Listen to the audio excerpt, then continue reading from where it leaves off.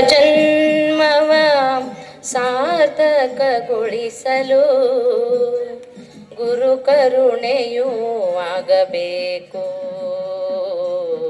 ಚರಣಕ್ಕೆ ನೀ ಎರಗಬೇಕು. ಮಾನವ ಜನ್ಮವ ಸಾರ್ಥಕಗೊಳಿಸಲು ಗುರು ಕರುಣೆಯೂ ಆಗಬೇಕು. ಚರಣಕ್ಕೆ ನೀ ಎರಗಬೇಕು.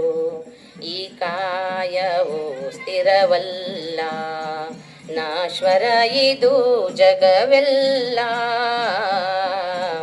ಈ ಕಾಯವು ಸ್ಥಿರವಲ್ಲ, ನಾಶ್ವರ ಇದು ಜಗವೆಲ್ಲ.